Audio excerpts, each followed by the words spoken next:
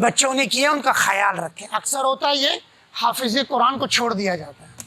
حافظ قرآن بن گیا بس اپنی دکان پہ بیٹھے گا, کمپنی میں جائے گا, کاروبار کرے گا.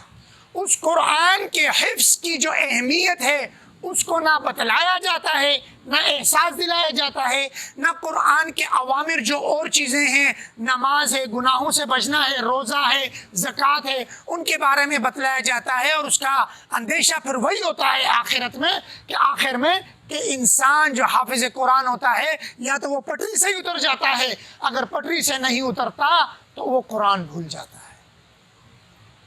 تو میرے بھائیو, جتنی بڑی چیز ہو اس کو اہمیت ہے, اس کے حاصل ہونے میں جتنا نوازا جائے گا تو اس کو اتنا ہی عذاب دیا جائے گا جتنا اس کو کھویا آپ نے. تو قرآن مجید کو حفظ کر لینا اور اس کے بعد اس کو یاد کر کے بھلا دینا.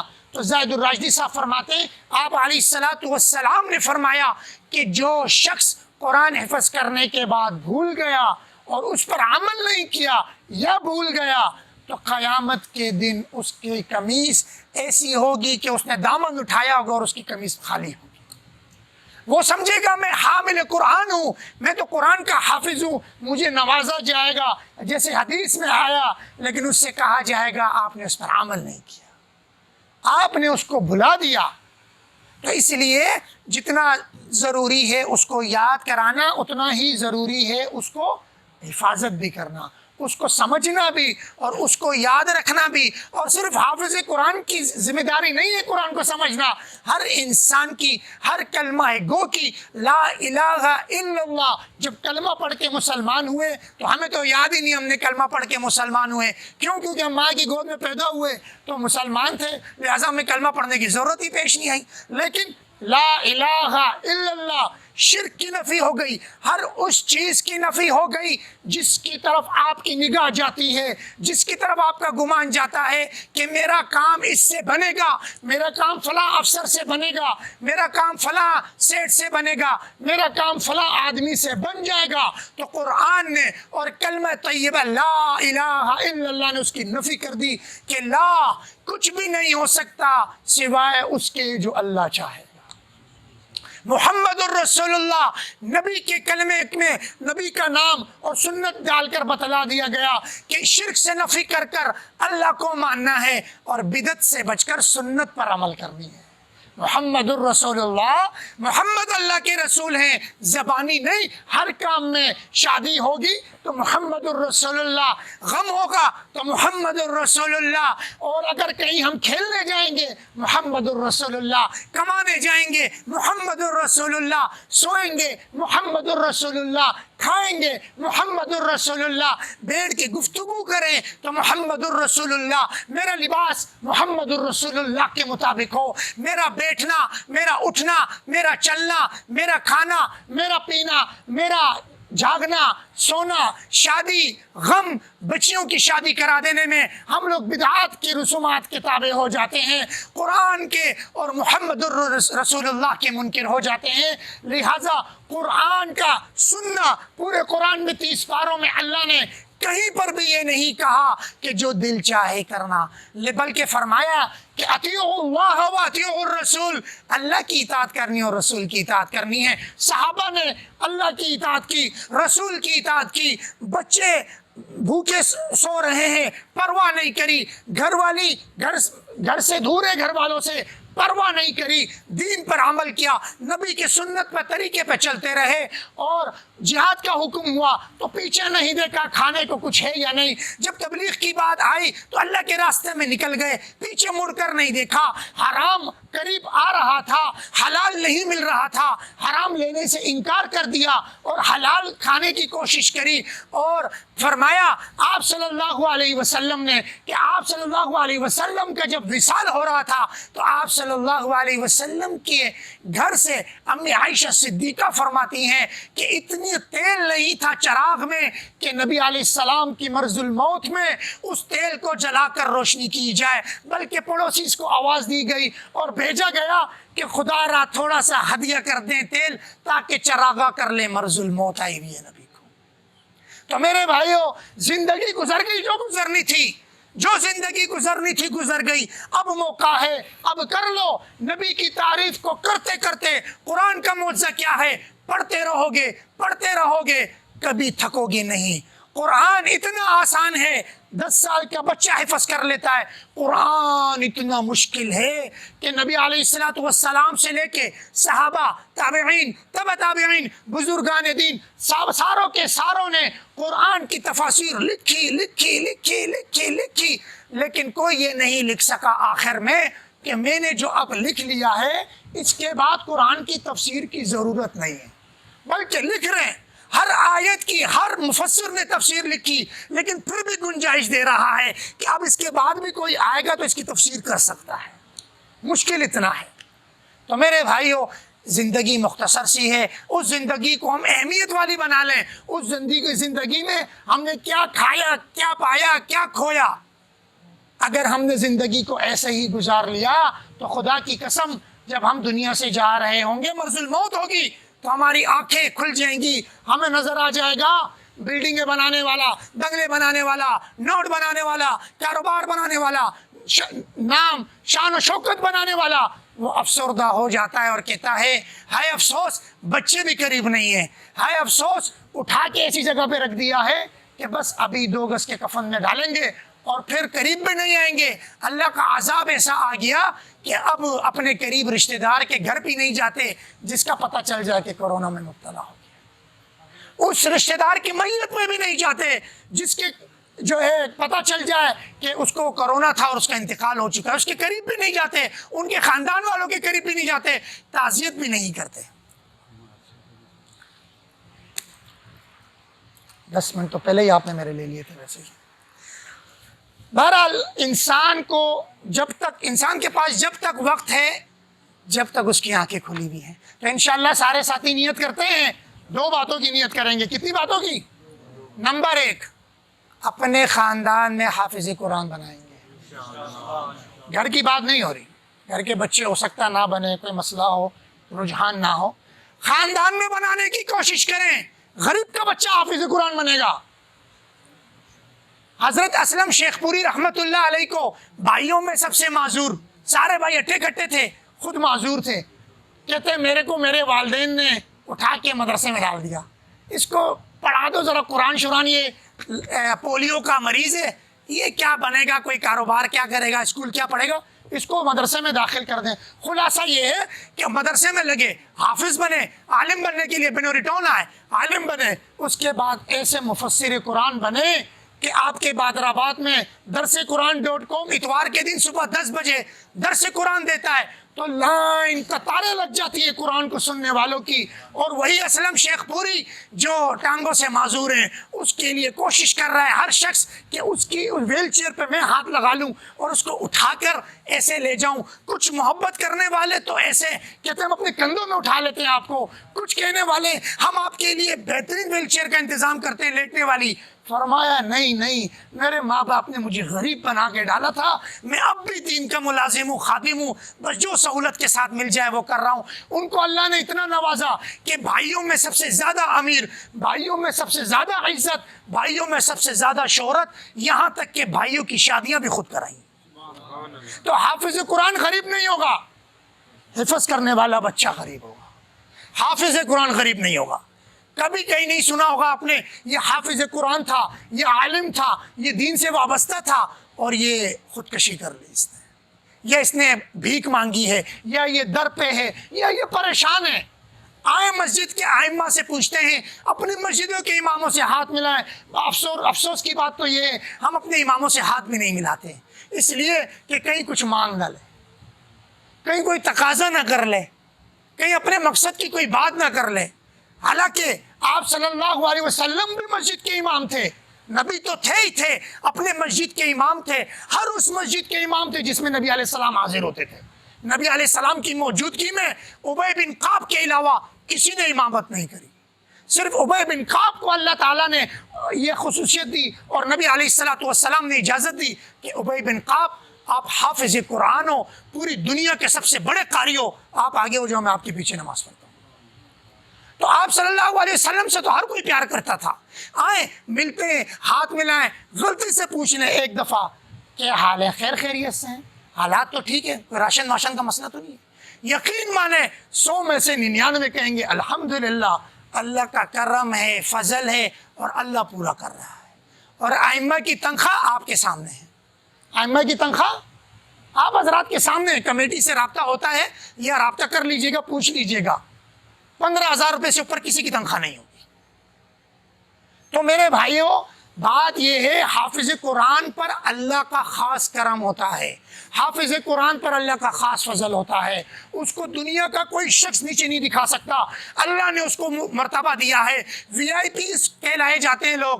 زاہد الراشدی صاحب نے کہا میرے نزدیک حافظ قرآن سے بڑا وی آئی پی شخص کوئی نہیں ہے، کیونکہ میرے نبی نے فرمایا اشراف امتی حملہ القرآن، میری امت کا شریف وہ ہے، اشرف وہ ہے جس نے قرآن کو پکڑ کے رکھا ہے۔ میرے نبی کا وصال ہو رہا تھا، آج 17 رمضان المبارک کی شب ہے، امی عائشہ صدیقہ کا بھی یوم وصال کا کل دن ہے۔ تو امی عائشہ صدیقہ رضی اللہ تعالی عنہا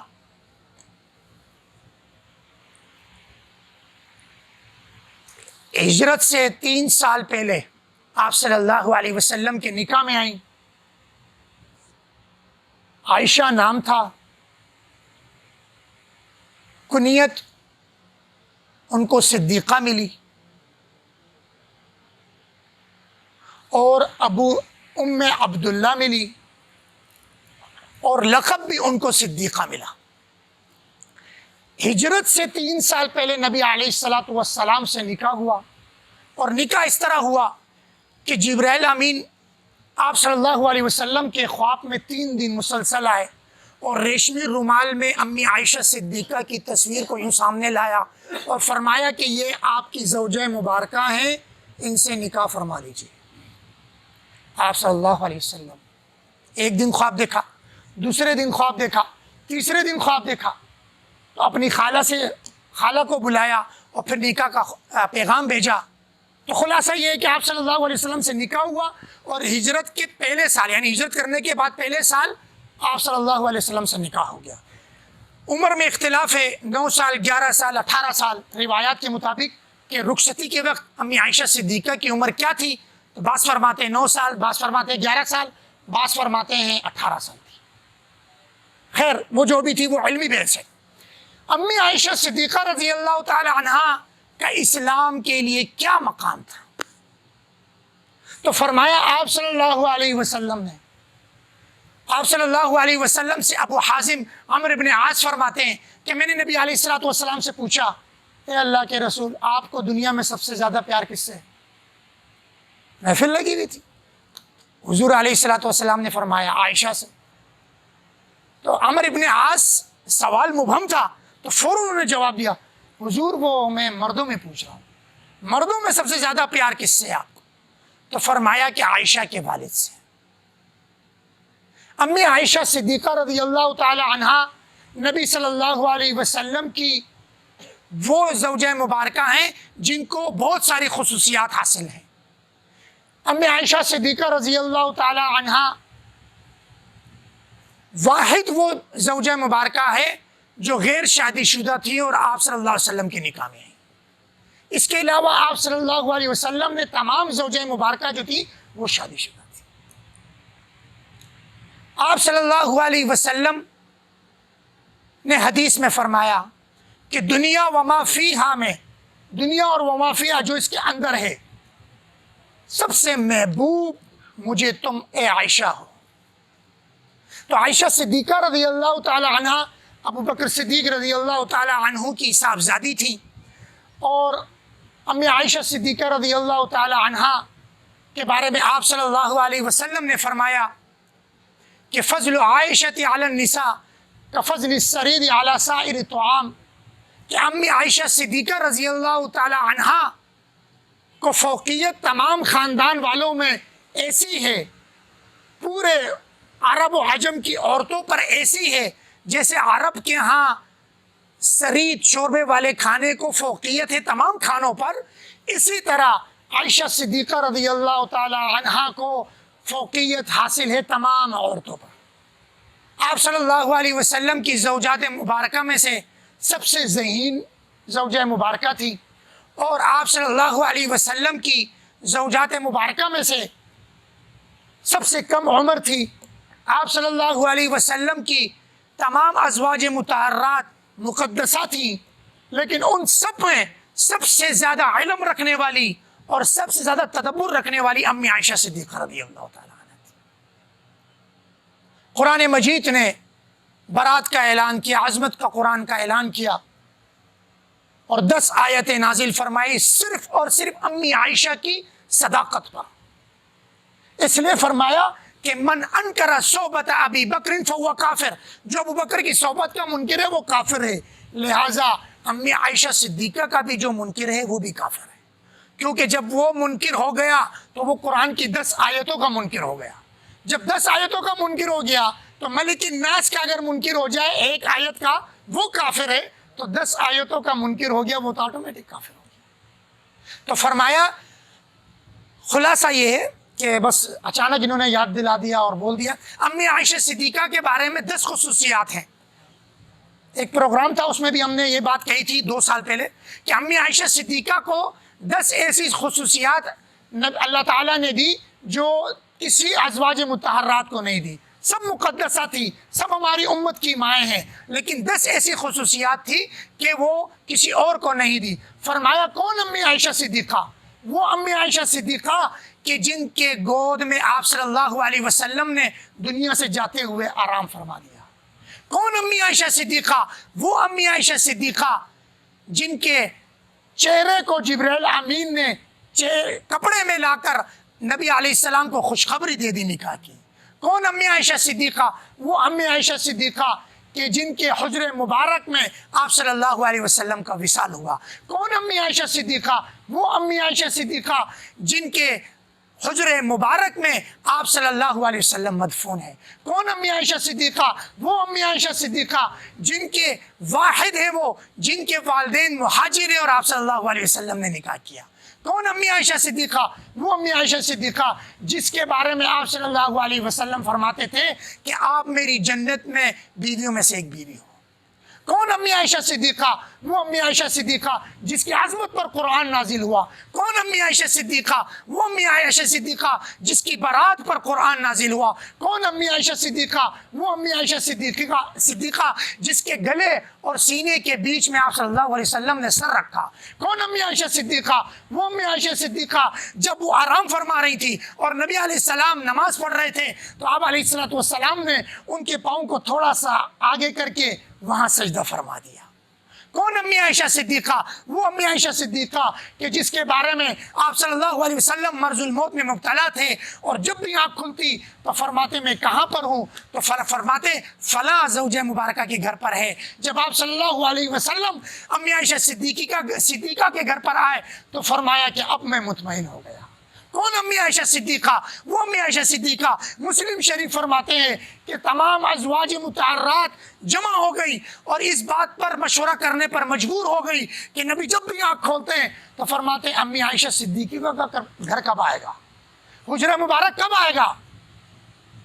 تو فرمایا کہ اب تمام ازواج مطہرات مجبور ہو گئی اور مشورہ کر یہ طے پایا کہ نبی علیہ السلام جب تک بیمار ہیں امی عائشہ صدیقہ کے حجرے مبارک میں رہیں۔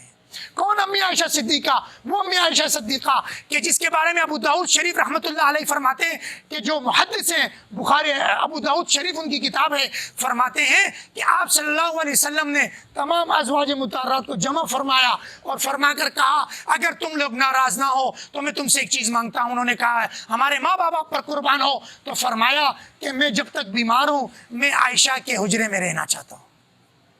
آپ صلی اللہ علیہ وسلم کا وصال امی عائشہ صدیقہ کی موجودگی میں ہوا۔ آپ صلی اللہ علیہ وسلم کے وصال حجرہ مبارک میں ہوا اور مدفون بھی حجرہ مبارک میں ہے، اور ابو بکر ان کے والد بھی جو ہے انہی کے حجرے میں ہے۔ اور پھر اپنا دل کو کھولتے ہوئے جب حضرت عمر کا انتقال ہوا تو جو اپنی جگہ تدفین کے لیے رکھی تھی حضرت عمر کے انتقال کے بعد ان کے مانگنے کے بعد وہ جگہ بھی ان کے حوالے کر دی۔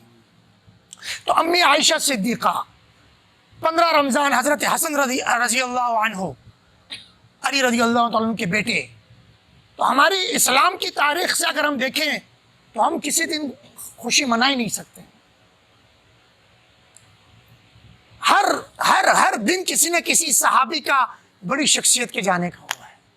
لیکن یہ اسلام نے ہمیں اجازت دی کہ آپ اگر دائرہ اسلام میں رہ کے کچھ خوشی منانا چاہو منا سکتے ہو.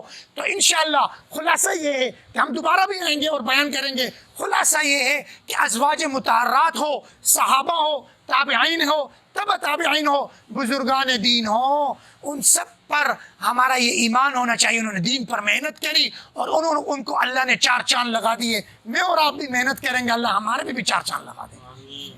ہمارے گھر میں بھی حافظ قرآن بن جائے تو کل ہم بھی اس طرح تراویح شروع کر دیں. یہ نیت ہونی چاہیے، یہ نیت ہونی چاہیے کہ میں خاندان کا بڑا ہوں، جس طرح لڑائی جھگڑا غم خوشی میں دیکھتا ہوں تو حافظ قرآنوں کو بھی میں دیکھوں. حافظ قرآن بن رہے نہیں بن رہے؟ حافظ قرآن جو بن رہے تھے ان کا کیا رزلٹ آیا، کہاں تک پہنچے؟ خیر خواہی کرنا، ان کا پوچھنا اور ان سے رابطے میں رہنا یہ ثواب ہے. کیونکہ آپ قرآن کے حافظ سے محبت کرو گے قرآن کی وجہ سے، اور جب قرآن سے محبت حافظ قرآن سے محبت کرو گے تو قیامت کے دن جب اللہ اس کو کہے گا کہ 10 بندے سائڈ پہ کر دو جہنم کے، تو اگر خدا نہ خاصہ مفتی مراد بھی ادھر ہوا تو میں سر ایسے اونچا کر کے تھوڑا اشارہ کروں گا عباد صاحب کو کہ حضرت میری طرف بھی دیکھ لیں تھوڑا سا، میں بھی پھنس گیا ہوں، میری بھی مسئلہ بن چکا ہے، میں بھی پھنس چکا ہوں، تھوڑا میری طرف بھی دیکھ لیں. اسی طرح عباد کے والد بھی، والدہ بھی، چاچا بھی، ہر ایک چاہے گا کہ مجھے لے جائے اپنے ساتھ. تو جو چاہتا ہے کہ وہ قیامت میں یاد رکھے تو دنیا میں بھی یاد رکھنا پڑے گا. تھوڑا ذہن میں بار بار ملتے رہیں، ہاتھ ملاتے رہیں، خدمت کرتے رہیں، تاکہ علماء کی حفاظ کو یاد رہے کہ فلاں شخص، فلاں بھائی، فلاں والد، فلاں چاچو، فلاں شخص مجھ سے ملتا ہے دین کی محبت کی وجہ سے. فرمایا جو مسلمان سے ہاتھ ملاتا ہے صرف اس وجہ سے کہ یہ مسلمان ہے دین کی وجہ سے، تو ہاتھ چھوڑنے سے پہلے صغیرہ گناہ معاف ہو جاتا ہے. تو لہٰذا وقت کی قلت ہے، مجھے اپنے ختم قرآن میں جانا ہے. اللہ تعالی ہم سب کو عمل کرنے کی اور سمجھنے کی توفیق عطا فرمائے. وآخر دعوانا الحمدللہ.